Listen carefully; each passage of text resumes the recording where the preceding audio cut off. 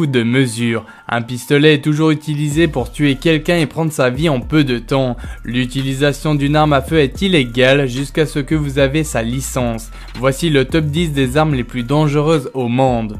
Le FN Minimi.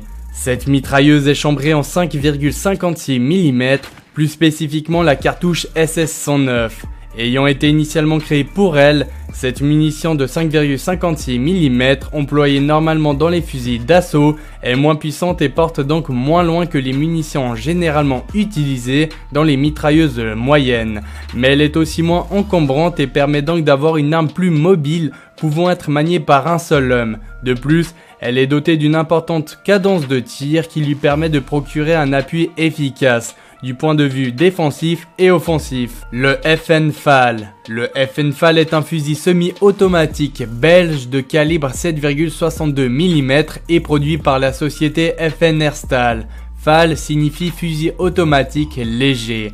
Le FN FAL se place comme une survivance du fusil semi-automatique lent de la Seconde Guerre mondiale et parallèle au fusil d'assaut qui commence alors à se développer. C'est une version très modernisée des anciens fusils semi-automatiques. Le Uzi. L'Uzi est un pistolet mitrailleur israélien produit à plus de 10 millions d'exemplaires dans toutes ses versions.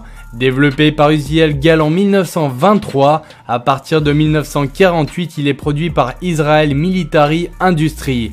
L'Uzi est inspiré des pistolets mitrailleurs tchèques SA-23 et SA-25.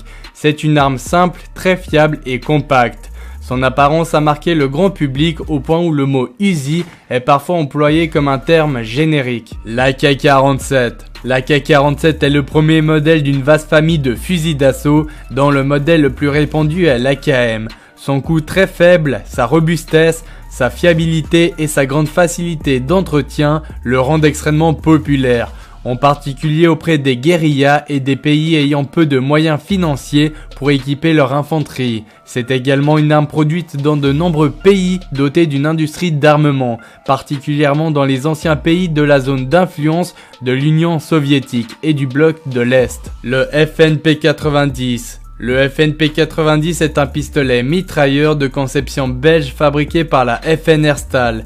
Il présente des caractéristiques techniques plus intéressantes que certains autres fusils d'assaut, notamment grâce à sa petite taille et sa très forte cadence de tir. Le P-90 est utilisé par les armées et forces de police de plus de 40 pays. Bien que développé et vendu initialement en tant que PDW, il peut être considéré comme un pistolet mitrailleur ou un fusil d'assaut compact. Le SVD.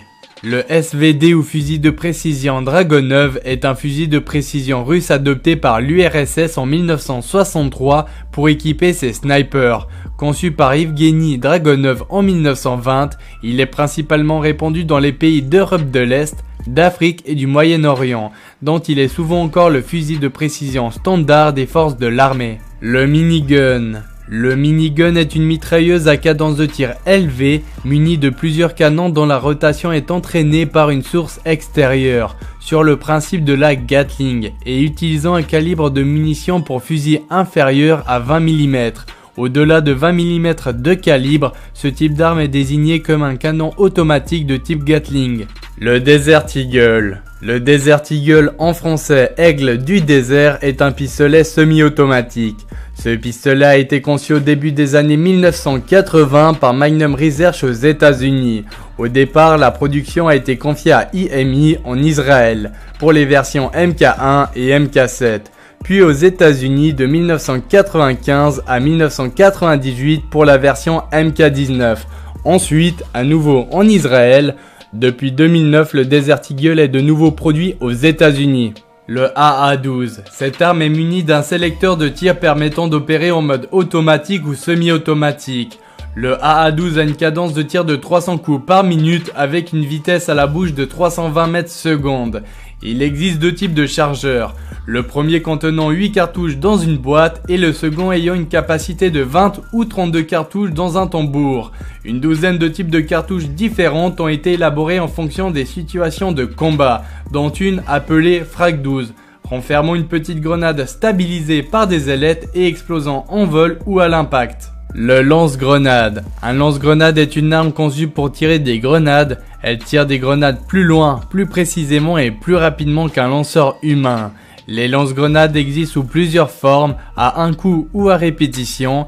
Bien que les lance-grenades individuelles existent depuis le 19e siècle, il aura fallu attendre l'entre-deux-guerres pour que les premiers lance-grenades lourds à répétition fassent leur apparition.